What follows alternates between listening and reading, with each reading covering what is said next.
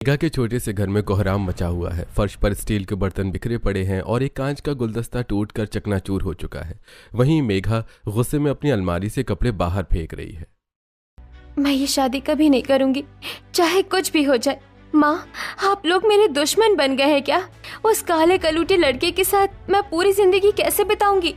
बेटा, जरा होश में आकर बात कर। हमारी गरीबी देख, तेरे पिता की हालत देख। विवेक का परिवार बहुत अच्छा है और वो एक सफल बिजनेसमैन है। बिजनेसमैन है तो क्या उसे मेरी सुंदरता का सौदा करने का हक मिल गया है? मैं इतनी खूबसूरत हूँ, कॉलेज में सब मुझे मुड़कर देखते थे। मैं किसी गोरे और स्मार्ट लड़के के साथ ही शादी करूंगी। तभी प्रकाश कमरे में आते हुए, अरे बहुत हो गया मेघा, अगर तूने इस रिश्ते को ठुकराया तो फिर हमारा और तेरा रिश्ता आज ही खत्म समझ। हम समझ लेंगे कि हमारी बेटी हमारे लिए मर गई है। इतना कहकर वो मेघा की ओर देखे बिना कमरे से बाहर चले जाते हैं। वहीं मेघा सुन्न रह जाती है और बिस्तर पर गिरकर रोने लगती है। देख बेटा, रंग रूप सब कुछ नहीं होता। विवेक भले ही सांवला है लेकिन उसका दिल बहुत साफ है। वो तुझे रानी बनाकर रखेगा, मेरी बात मान ले।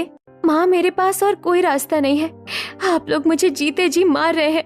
ठीक है माँ, अगर आप लोगों की यही जिद है तो मैं तैयार हूँ। कर दीजिए मेरी शादी उस काले से। मेघा की बात सुनकर सुमन कमरे से बाहर चली जाती है और मेघा अपने कमरे का दरवाजा जोर से बंद कर लेती है। और कुछ हफ्तों बाद शादी का भव्य समारोह होता है। मेघा दुल्हन के जोड़े में सजी तो है लेकिन उसके चेहरे पर खुशी का नामो निशान नहीं है। वहीं शादी के मंडप में विवेक मेघा से, मेघा तुम आज बहुत सुंदर लग रही हो। मुझे विश्वास नहीं हो रहा है कि तुम अब मेरी पत्नी बनने वाली हो। मैं वादा करता हूँ कि मैं हमेशा तुम्हें खुश रखूंगा। रस्में पूरी कीजिए विवेक जी, अभी बहुत काम बाकी है। बातें बाद में भी हो सकती है। मेरा सिर भारी हो रहा है इन सब गहनों से। शादी की रस्में पूरी होती हैं और विदाई के बाद मेघा अपने घर नए पहुंचती है। वहीं गृह प्रवेश की रस्म के लिए पूरा परिवार द्वार पर खड़ा होता है, जहां किशन भी हाथ में फूलों की थाली लिए खड़ा है। आइए भाभी, आपके कदम पड़ते ही हमारे घर की रौनक बढ़ गई है। सुना है भाभियां देवरों को बहुत प्यार करती हैं। हाँ किशन, मैं तुम्हारा बहुत ख्याल रखूंगी। आखिर तुम मेरे इकलौते देवर जो हो, तुम्हें शिकायत का मौका नहीं मिलेगा। चलो अब अंदर आओ, बहू को थकाओ मत। मेघा बेटा, ये कलश गिराकर अंदर आओ और अपने नए जीवन की शुरुआत करो। भगवान तुम दोनों की जोड़ी सलामत रखे। मेघा कलश गिराकर गृह प्रवेश करती है। गृह प्रवेश के बाद मेघा को उसके कमरे में ले जाया जाता है, जहां कमरा फूलों से सजा हुआ रहता है। वहीं थोड़ी देर बाद विवेक कमरे में आता है और मेघा के पास बैठ जाता है। मेघा, मैं जानता हूँ आज तुम बहुत थक गई होगी, पर मैं तुमसे एक बात पूछना चाहता था। क्या मैं तुम्हें पसंद हूँ? मुझे डर था कि तुम शायद मुझसे खुश नहीं हो। सच कहूँ विवेक, तो मैं हमेशा से किसी गोरे और बहुत स्मार्ट लड़के से शादी करना चाहती थी। मुझे काले रंग से शुरू से ही थोड़ी चिढ़ रही है। ओह, मुझे लगा ही था। अगर ऐसी बात थी तो तुम्हें पहले बता देना चाहिए था। मैं कभी नहीं चाहता था कि तुम दबाव में आकर ये शादी करो। अरे आप तो सीरियस हो गए।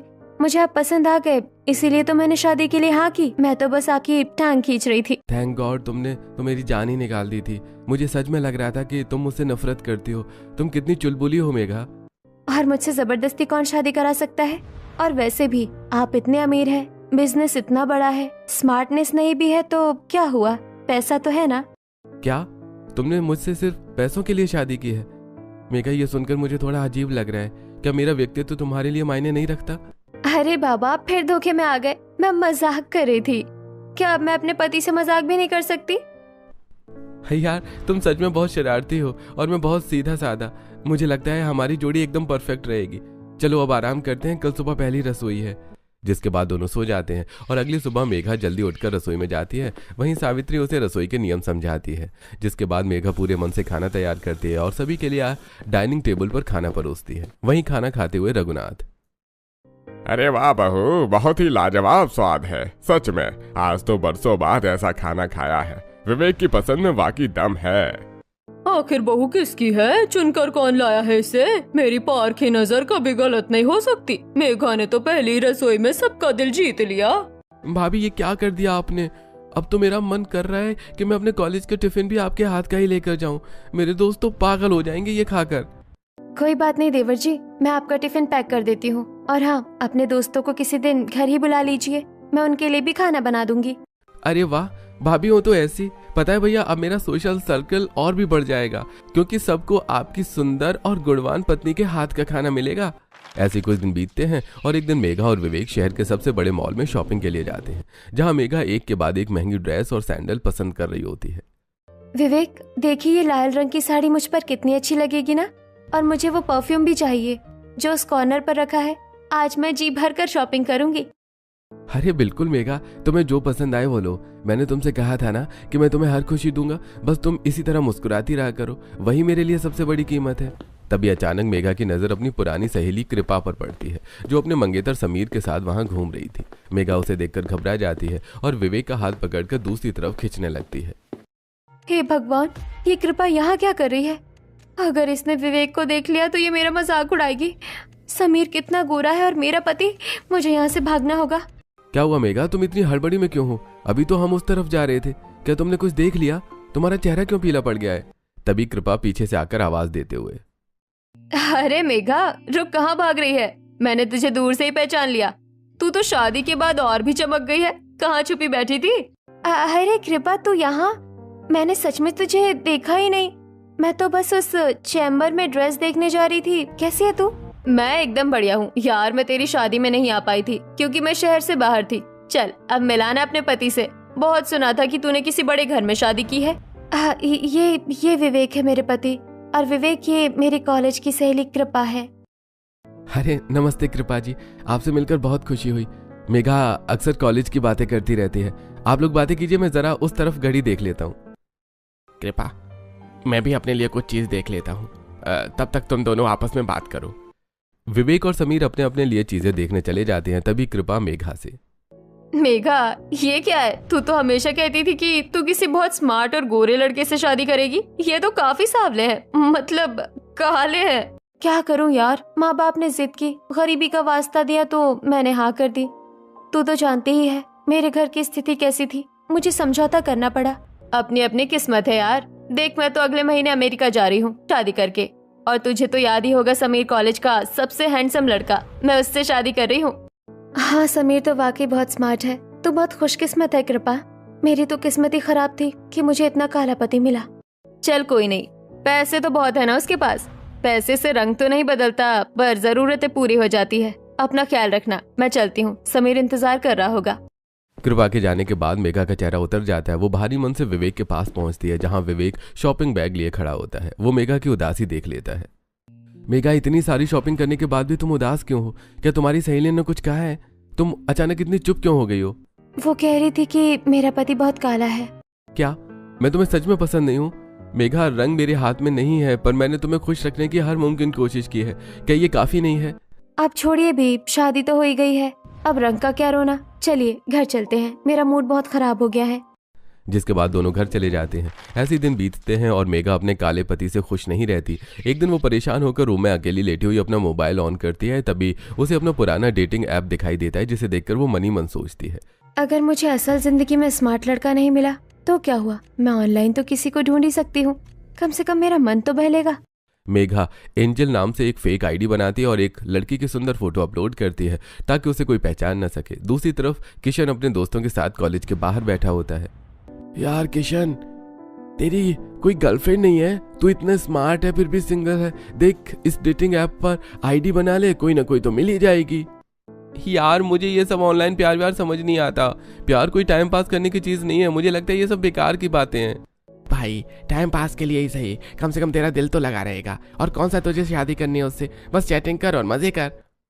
ठीक है, तू कह रहा है तो कर लेता हूँ, पर मैं अपनी असली प्रोफाइल नहीं लगाऊंगा। ऑनलाइन की दुनिया में बहुत लोचा होता है, अपनी पहचान छुपाकर ही बात करना ठीक है। किशन भी विक्की नाम से एक फेक आईडी बनाता है और उसे एंजल यानी मेघा की प्रोफाइल दिखाई देती है। वो उसे फॉलो रिक्वेस्ट भेजता है। फिर शाम को किशन घर आकर सोफे पर बैठते हुए मेघा से, भाभी बड़ी भूख लगी है, कुछ चटपटा सा बनाकर खिला दीजिए ना। कॉलेज में आज बहुत थक गया हूँ, बस आपकी मैगी की याद आ रही थी। अभी लाइए देवर जी, आप बैठिए, मैं बस 5 मिनट में आपके लिए बढ़िया मैगी बनाकर लाती हूँ। मेघा किचन में जाकर मैगी बनाकर किशन को लाकर दे देती है। वो देखती है कि किशन फोन में व्यस्त है। ये देखकर मेघा मजाक करते हुए किशन से, क्या बात है देवर जी, फोन में इतना क्या देख रहे हैं? कोई गर्लफ्रेंड मिल गई क्या? अरे कहाँ भाभी, मेरी कहाँ इतनी अच्छी किस्मत, बस एक दोस्त से बात कर रहा था। आप बस ये मैगी दीजिए, खुशबू बहुत अच्छी है। भगवान ने चाहा तो आपकी किस्मत भी जल्दी ही चमक जाएगी। चलिए आप खाइए, मैं जरा अपने कमरे में जा रही हूँ। जिसके बाद मेघा अपने कमरे में जाकर दरवाजा बंद कर लेती है और डेटिंग ऐप खोलती है। उसे किशन यानी विक्की का मैसेज आया होता है। फिर दोनों के बीच चैटिंग शुरू हो जाती है। और बताओ विक्की, कैसे हो तुम? तुमने मुझे फॉलो किया, क्या तुम्हें मेरी प्रोफाइल पसंद आई? हाँ, तुम्हारी बातें बहुत अच्छी लग रही हैं। मैं कॉलेज में पढ़ता हूँ और दोस्तों के कहने पर यहाँ आ गया। तुम अपने बारे में कुछ बताओ। मेरा कॉलेज खत्म हो गया है, बस आजकल घर पर थोड़ी बोर हो रही हूँ। मुझे भी किसी साथी की तलाश थी जिससे दिल की बातें कर सकूं। दोनों के बीच घंटों बातें होने लगती हैं। अब तो ये हर दिन का काम होता है, दोनों एक दूसरे से घंटों बातें किया करते हैं। रोज की तरह आज भी मेघा किशन यानी विक्की से डेटिंग ऐप पर बात कर रही थी, तभी सावित्री वहां आकर कहती है, अरे बहू, कुछ होश भी है कि मोबाइल ही चलाती रहोगी? जाओ किचन में देखो, रात के खाने का समय हो गया है, सब इंतजार कर रहे हैं। जा रही हूँ माँ जी, बस एक सहेली का जरूरी मैसेज आ गया था, वही देख रही थी। मैं बस अभी खाना बना देती हूँ। जिसके बाद मेघा किचन में जाकर फटाफट खाना बनाकर सभी को परोस देती है। वहीं खाना खाने के बाद विवेक मार्केट जाता है और वहां से आइसक्रीम लेकर आता है। फिर पूरा परिवार हॉल में बैठकर आइसक्रीम खाने लगता है। वहीं मेघा अपनी आइसक्रीम लेकर अपने कमरे में चली जाती है और विक्की यानी किशन को बार बार मैसेज करने लगती है। किशन अपने मोबाइल पर ढेर सारे मैसेज देखकर मनी मन, यार काफी देर हो गई, मैंने उसे रिप्लाई नहीं किया, वो जरूर मेरा इंतजार कर रही होगी, मुझे यहाँ से निकलना होगा। भैया मैं अपनी आइसक्रीम छत पर जाकर खाऊंगा, यहाँ नीचे थोड़ी गर्मी लग रही है, मैं चलता हूँ। इतना कहकर किशन छत पर चला जाता है और मेघा किचन में बर्तन रखने के बहाने अपना फोन निकाल लेती है। दोनों का ऑनलाइन रोमांस अब धीरे धीरे गहरा होने लगा है। ऐसे कुछ दिन बीतते हैं और एक दिन रात में घर के सभी सदस्य सो चुके होते हैं, लेकिन मेघा अपने बिस्तर पर लेटी हुई मुस्कुरा रही होती है, जबकि बगल के कमरे में किशन तकिए का सहारा लेकर चैटिंग में डूबा होता है। विक्की, तुम बहुत अलग हो। तुम्हारी बातें सुनकर ऐसा लगता है जैसे तुम मुझे बरसों से जानते हो। काश तुम हकीकत में भी मेरे इतने करीब होते। एंजल, तुमने मेरा नाम क्या लिया? मुझे तो अपने नाम से प्यार हो गया। मुझे भी तुमसे बात करके एक अजीब सा सुकून मिलता है। अच्छा, तो क्या तुम मुझसे मिलने के लिए बेताब हो और मुझे सामने से देखने के लिए भी? कहीं तुम ऐसा तो नहीं सोचते ना कि मैंने फिल्टर लगाकर अपनी फोटो अपलोड की है? अरे मुझे चेहरे से ज्यादा तुम्हारी सोच से प्यार हो गया है, और वैसे भी जो इंसान मन का सुंदर हो उसका चेहरा तो खूबसूरत रहेगा ही। तुम बस बातें करती रहो, मेरा समय बहुत अच्छा करता है। वहीं अचानक बगल में सोया विवेक करवट बदलता है और उसकी नींद खुल जाती है। वो देखता है कि मेघा फोन की रोशनी में डूबी हुई मुस्कुरा रही है। तभी विवेक अपनी घड़ी देखता है तो रात के 2 बज रहे होते हैं। मेघा, इतनी रात को किससे बात कर रही हो? अभी तक कुछ सोई नहीं हो तुम? मोबाइल की रोशनी आंखों में चुभ रही है, इसे बंद करो और सो जाओ। अरे आप जाग गए? कुछ नहीं, बस मेरी सहेलियों का ग्रुप चैट चल रहा था। कॉलेज की पुरानी बातें याद आ रही थी, इसलिए नींद नहीं आई। रात के 2 बजे कौन सी सहेलियां बात करती हैं? तुम पिछले कई दिनों से बहुत अजीब व्यवहार कर रही हो। दिन भर फोन, रात भर फोन, क्या सब ये ठीक है? अब क्या मैं अपनी सहेलियों से बात भी नहीं कर सकती? आप तो अपने बिजनेस में इतने बिजी रहते हैं कि मेरे लिए समय ही नहीं है। कम से कम उनसे बात करके मेरा मन तो बहल जाता है। मैं बिजनेस भी तुम्हारे और इस परिवार के लिए ही करता हूँ मेघा। अगर तुम्हें कुछ बुरा लगा हो तो मुझे माफ करना, पर इतनी रात तक जागना सेहत के लिए ठीक नहीं है। सो जाओ अब। विवेक वापस सो जाता है, लेकिन उसके मन में शक का बीज पनपने लगता है। फिर अगले दिन सुबह घर के चहल पहल में मेघा सबके साथ हॉल में बैठी चाय पी रही होती है। तभी मेघा को मीनल का फोन आता है। मेघा, भूल मत जाना, आज शाम को मेरी बर्थडे पार्टी है। अपने हैंडसम पति को भी साथ लाना, सब सहेली आने वाली है। मैं जरूर आऊंगी मीनल। इतना कहकर फोन रख मेघा विवेक के पास जाती है और सारी बातें बताते हुए कहती है, विवेक, शाम की पार्टी में जाना है तो शॉपिंग के लिए मुझे अभी निकलना होगा। वैसे भी बहुत दिन हो गए, कुछ नहीं खरीदा। चलो ना चलते हैं। मेघा, अभी तो कुछ दिन पहले ही तुमने ढेर सारी शॉपिंग की थी। क्या हर पार्टी के लिए नई साड़ी जरूरी है? घर में इतनी सारी साड़ियां पहले से ही हैं। तो क्या हो गया? एक अमीर आदमी से शादी करने का इतना भी फायदा नहीं होगा क्या मुझे? अगर मैं पार्टी में पुरानी साड़ी पहनूंगी तो मेरी सहेलियां क्या कहेंगी? बहू, बात पैसे की नहीं है, पर हर बात में अमीर आदमी का ताना देना ठीक नहीं है। विवेक तुम्हारी हर जिद पूरी करता है, इसका मतलब ये नहीं कि तुम मर्यादा भूल जाओ। माँ जी, मेरा वो मतलब नहीं था। मैं तो बस कह रही थी कि आज का दिन खास है। विवेक प्लीज चलिए ना, मुझे बहुत कुछ खरीदना है। विवेक चुपचाप उठ जाता है। वो मन ही मन दुखी है, पर मेघा की बात टाल नहीं पाता। फिर दोनों मॉल पहुंचते हैं। मेघा वहां भी फोन पर लगातार मैसेज करने के साथ साथ कपड़े, सैंडल और परफ्यूम देख रही होती है। ये सब देखकर विवेक दुखी होते हुए, मेघा, क्या तुम मुझे सिर्फ अपने खर्चे पूरे करने के लिए प्यार करती हो? कभी कभी मुझे लगता है कि मेरे दिल की तुम्हें कोई कदर ही नहीं है। अरे आप फिर वही पुरानी बातें लेकर बैठ गए। चलिए ये देखिए, ये परफ्यूम कितना अच्छा है ना, इसे मेरे लिए पैक करवा दीजिए। मैं जानता हूँ मेघा कि तुम मुझे पसंद नहीं करती, तुम सिर्फ मेरे पैसे से प्यार करती हो, पर भगवान से यही प्रार्थना है कि कभी तो तुम मेरा दिल देख पाओगी। ऐसे ही शाम को दोनों पार्टी में पहुंचते हैं, जहां मीनल और बाकी सहेलियां सजी धजी खड़ी होती हैं। जैसे ही विवेक और मेघा अंदर जाते हैं, सहेलियों के बीच कानाफूसी शुरू हो जाती है। फिर थोड़ी देर बाद विवेक जूस लेने दूसरी तरफ जाता है तो मीनल मेघा के पास जाकर, मेघा यार, तू तो परी लग रही है, पर ये तेरे साथ कौन है? क्या ये सच में तेरे पति है? हाँ मीनल, वही है। क्यों, क्या हुआ? कुछ अजीब लग रहा है क्या? नहीं यार, मतलब तू इतनी सुंदर है और गोरी है और ये खैर कोई बात नहीं, आजकल तो जोड़ियां भगवान ही बनाता है, बस थोड़ा मैच अजीब लगा। विवेक वापस आकर मेघा के चेहरे पर छाई शर्मिंदगी देख लेता है। वो वहां चुप रहता है और घर पहुंचकर विवेक मेघा से, मेघा आज पार्टी में तुम्हारी सहेली तुमसे क्या कह रही थी? मुझे लगा जैसे वो मेरा मजाक उड़ा रही थी। क्या सच में तुम्हें मेरे साथ होने पर शर्म आती है? वो यही कह रही थी कि मुझे कोई और लड़का नहीं मिला क्या। अब आप ही बताइए, मैं उसे क्या जवाब देती? लोग तो बातें करेंगे ही ना। मेघा एक बात कहूँ, अगर तुम में मैं बिल्कुल भी पसंद नहीं हो तो मुझसे तलाक ले लो। तुम किसी अपनी पसंद के गोरे लड़के से शादी कर लेना, मैं तुम्हें रोकूंगा नहीं। तलाक? अगर मैंने इसे छोड़ दिया तो मेरे माँ बाप तो गरीब हैं और विक्की से तो अभी शादी की बात भी नहीं हुई। इस स्थिति में मेरा खर्चा कौन उठाएगा? मुझे अभी रुकना होगा। अरे आप तो कुछ भी सोचने लगते हैं।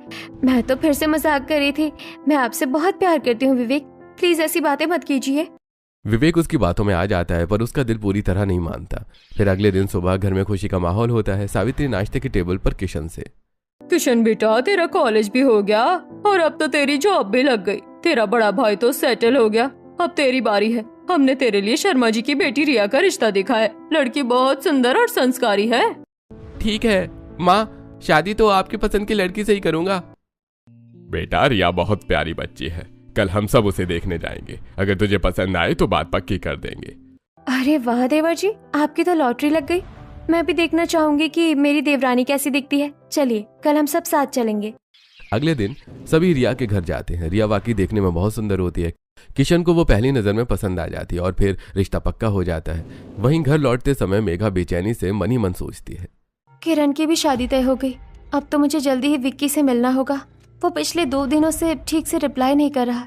क्या वो मुझसे बोर हो गया? अगले दिन मेघा कपड़े सुखाने छत पर जाती है और अपना फोन निकालती है। वो विक्की को मैसेज करती है पर उसे नहीं पता कि विक्की मतलब किशन इस समय अपने कमरे में रिया से फोन पर बात कर रहा होता है।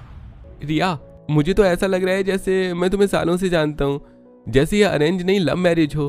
हाँ किशन, मुझे भी बिल्कुल ऐसा ही लगता है। बस अब जल्दी से ये दिन बीते और मैं उस घर की बहू बनकर आ जाऊं। मैं तुम्हारी जिंदगी खुशियों से भर दूंगी। वहीं मेघा छत पर खड़ी बार बार फोन चेक कर रही होती है। वो विक्की को डेटिंग ऐप पर कॉल करती है पर कॉल बिजी आता है। उसे चिंता होने लगती है। क्या बात है, विक्की फोन क्यों नहीं उठा रहा और ये ऑनलाइन भी नहीं आ रहा? क्या उसे कोई और मिल गई? मुझे उससे बात करनी ही होगी। अगले दिन कुछ शादी की तैयारियों में बीतते हैं। मेघा लिस्ट बनाने में विवेक की मदद करती है पर उसका ध्यान फोन पर ही रहता है। बहू जरा मेहमानों की लिस्ट तो देखो, और हाँ, देवर की शादी के लिए कपड़े भी तो पसंद करने हैं। तुम और विवेक कल मार्केट जाकर सब फाइनल कर लेना। हाँ माँ जी, मैंने सोच लिया है। मैं देवर जी और होने वाली देवरानी के लिए मैचिंग ड्रेस खुद पसंद करूंगी। आखिर मेरा भी तो कुछ हक बनता है। क्यों नहीं भाभी आपसे अच्छा ड्रेसिंग सेंस किसका हो सकता है? मुझे आप पर पूरा भरोसा है। बस आप कुछ ऐसा चुनना कि रिया भी खुश हो जाए।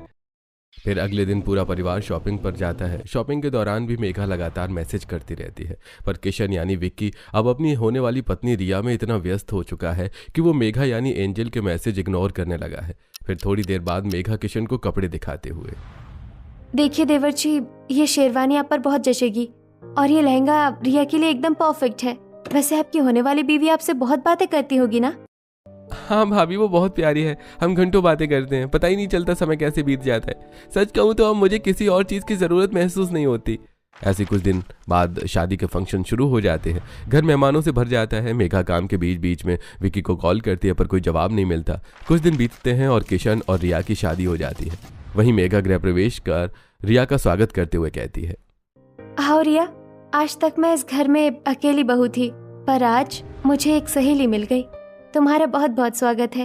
धन्यवाद जेठानी जी, आपके इस प्यार को देखकर मेरा डर निकल गया। मुझे यकीन है कि आपके साथ मेरा समय बहुत अच्छा बीतेगा।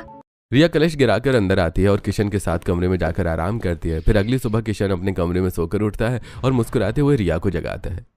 अरे मेरी जाने मन, उठो, सुबह हो गई है। आज तुम्हारी पहली रसोई की रस्म है, वरना तुम्हें देर हो जाएगी। हाँ डार्लिंग, तुम सही कहते हो। मैं जल्दी से तैयार होकर बाहर जाती हूँ। रिया जल्दी से वॉशरूम में जाकर नहाती है और फिर रेडी होकर बाहर चली जाती है। तभी किशन के फोन पर एंजल के मैसेज आते हैं जिसे देखकर किशन मन ही मन, अरे मैं तो एंजल को बताने नहीं भूल गया कि मेरी शादी हो गई है। इतने दिनों से मैंने उसे एक मैसेज भी नहीं किया। वो बेचारी परेशान हो रही होगी। किशन डेटिंग ऐप चालू करता है तो देखता है कि एंजल के दर्जनों मिस्ड कॉल और सैकड़ों मैसेज हैं। तभी एंजल का ऑनलाइन कॉल आने लगता है। किशन फोन उठाता है। कैसे हो तुम? क्या तुम्हें जरा भी अंदाजा है कि मैं किस दौर से गुजरी हूँ। तुमने मेरा फोन क्यों नहीं उठाया? क्या मैं तुम्हारे लिए कुछ भी नहीं हूँ? अरे रिलैक्स एंजल, मेरी बात तो सुनो। मेरी शादी हो गई है। मैं पिछले कई दिनों से उसी के फंक्शन में बिजी था। मैं तुम्हें बताना भूल गया था। उसके लिए माफी चाहता हूँ। क्या तुमने शादी कर ली? तुमने मुझे धोखा दिया। तुमने मुझे धोखा दिया है किशन। मैंने तो तुम्हारे साथ अपनी पूरी जिंदगी गुजारने के सपने देख लिए थे। देखो, ये ऑनलाइन प्यार सिर्फ बातों तक ही ठीक था। असल जिंदगी अलग होती है। अब मेरी शादी हो गई है, मेरी पत्नी को पता चला तो मेरी दुनिया उजड़ जाएगी। मुझे भूल जाओ, इसी में भलाई है। इतना कहकर किशन फोन काट देता है और मेघा अपने कमरे में फूट फूट कर रोने लगती है। उसे नहीं पता कि उसकी दुनिया अब किस मोड़ पर खड़ी है। उसकी आंखों में आंसू थम नहीं रहे होते। तभी बाहर से सावित्री की आवाज आती है जो उसे वास्तविकता की दुनिया में वापस खींचती है। अरे ओ मेघा, कहाँ रह गई? जरा बाहर तो आ। देवरानी किचन में अकेले है, उसकी पहली रसोई है, जरा उसकी मदद तो कर दे जाकर। जी माँ जी, बस आई। मेरी तबीयत थोड़ी ठीक नहीं लग रही थी, इसलिए लेटी हुई थी। मैं बस अभी हाथ मुंह धोकर रसोई में पहुँचती हूँ। मेघा रसोई में पहुंचती है जहां रिया बड़े चाव से हलवा बना रही होती है। रिया के चेहरे पर नई दुल्हन की चमक होती है। आइए जेठानी जी, अच्छा हुआ आप आ गई। मुझे समझ नहीं आ रहा था कि सबको क्या पसंद है। आप बताइए ना, घर में सभी को खाने में सबसे ज्यादा क्या पसंद है? पिताजी को ग्वार फली की सब्जी। नहीं, उन्हें तो मीठा पसंद है। माँ जी को साबूदाने की खिचड़ी। मेरा मतलब है कि सासू माँ से पूछना पड़ेगा। जेठानी जी, आप क्या बोल रही हैं? आपका ध्यान कहाँ है? आप तो बिल्कुल खोई खोई सी लग रही है। क्या आपकी तबीयत खराब है? कुछ नहीं रिया, बस रात को नींद पूरी नहीं हुई थी। जेठानी जी, आप रिलैक्स करो, यहाँ बैठ जाओ, काम मैं संभाल लूंगी। मेघा कुर्सी पर बैठकर फिर से फोन निकालती है और मन ही मन सोचती है, विक्की मुझे इतनी आसानी से नहीं छोड़ सकता। मैं उससे सच्चा प्यार करती हूँ। यही सोचकर वो फिर से एक मैसेज टाइप करती है। विक्की प्लीज मेरे साथ ऐसा मत करो, मैं तुम्हारे बिना नहीं रह सकती। मुझे एक बार तुमसे मिलना है, वरना मैं कुछ गलत कदम उठा लूंगी। दूसरी तरफ रिया देखती है कि उसकी जेठानी काम छोड़कर फोन में बहुत ज्यादा व्यस्त है। ये देखकर रिया कहती है, जेठानी जी अगर कोई दिक्कत है तो आप मुझे बता सकती हैं। वैसे खाना बन गया है, चलिए हम दोनों खाना लगा देते हैं। नहीं रिया, ऐसी कोई बात नहीं है, मैं ठीक हूँ। चलो खाना लगाते हैं।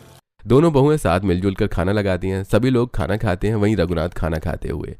वाह भाई, आज तो घर में दो दो बहुओं के हाथ का स्वाद मिल रहा है। रिया, हलवा तो बहुत ही लाजवाब बना है। ये लो तुम्हारी पहली रसोई का तोहफा। इस डिब्बे में सोने की अंगूठी है। अरे वाह, रिया को तो काफी महंगे तोहफे मिल रहे हैं। क्या हम पतियों के लिए कोई ऐसी रस्म नहीं होती जिसमें हमें भी कुछ कीमती गिफ्ट मिले? अरे छोटे, हमारा तो सब कुछ तेरा ही है, तुझे किस चीज की कमी है? और वैसे भी तेरी सबसे बड़ी गिफ्ट तो रिया है। अब खुश रहे और खाना खा। कुछ दिन इसी तरह बीतते हैं। मेघा लगातार विक्की को मैसेज करती रहती है, पर विक्की अब कोई जवाब नहीं देता। और फिर एक दिन किशन कमरे में अपनी पत्नी रिया के साथ बैठा होता है। रिया, लाओ मैं तुम्हारी कंघी कर देता हूँ। आज तुम बहुत सुंदर लग रही हो। शादी के बाद हमारा रिश्ता और भी गहरा होता जा रहा है। मुझे बहुत खुशी है। रहने दीजिए, मुझे पता है आप कितने रोमांटिक हैं। मैंने खुद कंघी कर ली है, अब मुझे नीचे खाना बनाने जाना है। रिया कमरे से बाहर चली जाती है। किशन अपना फोन वहीं भूलकर किसी काम से बाहर चला जाता है। तभी फोन पर लगातार मैसेजेस की नोटिफिकेशन आने लगती है। थोड़ी देर बाद जब रिया वापस कमरे में आती है तो देखती है कि किशन के फोन पर लगातार नोटिफिकेशन आ रहे होते हैं। वो फोन उठाती है और एंजल के मैसेजेस देख लेती है। एंजल कौन है? और इतने सारे दिल वाले इमोजी और आई लव यू के मैसेज। क्या किशन मुझसे कुछ छुपा रहे हैं? जरूर इस बारे में जेठानी जी को पता होगा। मुझे जेठानी जी को दिखाना चाहिए। रिया फोन लेकर मेघा के कमरे की तरफ बढ़ती है। वो देखती है कि मेघा बालकनी में खड़ी अपने फोन में कुछ बोल रही है। रिया चुपके से उनकी बातें सुनने लगती है। विक्की, तुम फोन क्यों नहीं उठा रहे? क्या मेरी तड़प तुम्हें दिखाई नहीं देती? प्लीज रिप्लाई करो, मैं तुम्हारे बिना पागल हो जाऊंगी। रिया के पैरों तले जमीन खिसक जाती है। वो देखती है कि जैसे ही मेघा फोन पर बोलती है, उसके हाथ में मौजूद किशन के फोन पर वॉइस मैसेज आ जाता है। रिया सब समझ जाती है। तो ये सब चल रहा है मेरे पीछे? मेरी जेठानी मेरे पति की ऑनलाइन गर्लफ्रेंड है? रिया चुपचाप अपने कमरे में वापस आ जाती है। तभी किशन बाथरूम से बाहर आ जाता है और अपना फोन रिया के हाथ में देकर चौंक जाता है। अरे रिया, तुम मेरा फोन, मेरा मतलब है ये फोन यहाँ कैसे? तुम कुछ देख रही थी क्या? मुझे सब पता चल गया। किशन, आपका और भाभी का चक्कर चल रहा है ना? मैंने सब देख लिया है। ये एंजल आपकी भाभी मेघा है। क्या भाभी? वो भाभी नहीं है, मेरी ऑनलाइन गर्लफ्रेंड एंजल है। अपनी सगी भाभी के बारे में तो मैं ऐसा कभी सोच भी नहीं सकता। इसका मतलब तुम्हें भी नहीं पता कि तुम्हारी ऑनलाइन गर्लफ्रेंड एंजल कोई और नहीं, तुम्हारी अपनी भाभी है? हाँ रिया, वो मेरी ऑनलाइन गर्लफ्रेंड जरूर थी, पर मुझे नहीं पता कि वो मेरी भाभी हैं। ये सब शादी के पहले का है, अब मेरा उनसे कोई संबंध नहीं है। शादी के पहले का था तो शादी के बाद ये मैसेज क्यों? और भाभी अभी भी आपसे मिलने की भीख मांग रही है। उन्होंने भैया को धोखे में रखा है।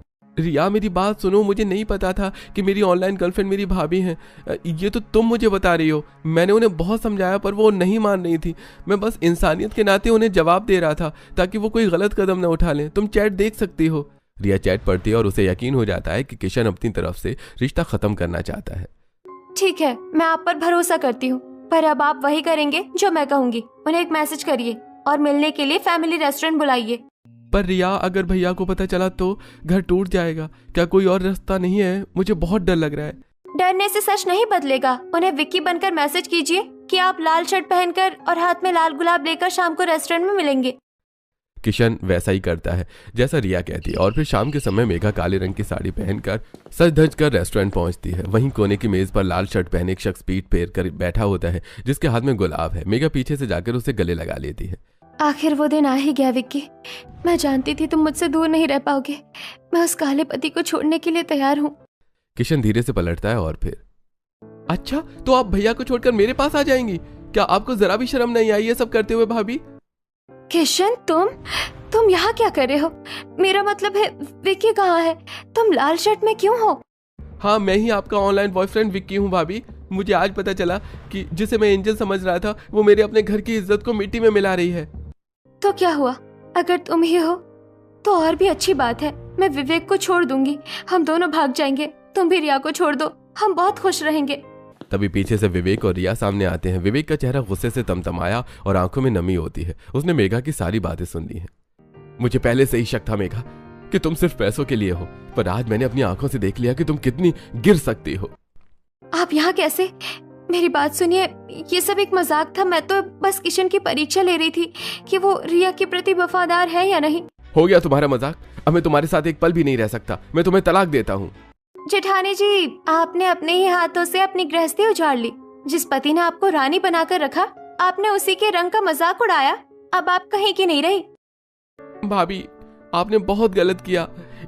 अब इस घर में आपके लिए कोई जगह नहीं है। मैं भैया के फैसले के साथ हूँ। जिसके बाद विवेक, रिया और किशन रेस्टोरेंट से बाहर निकल जाते हैं। मेघा रेस्टोरेंट के बीचों बीच अकेली खड़ी रह जाती है। नहीं विवेक, मुझे माफ कर दो। मैं कहाँ जाऊंगी? मेरा सब कुछ खत्म हो गया। एक झूठे दिखावे के चक्कर में मैंने अपना घर खो दिया। मेघा अब अकेली है। न उसके पास विवेक का पैसा है, न किशन का प्यार और न ही समाज में इज्जत। उसकी सुंदरता अब उसके किसी काम की नहीं रही।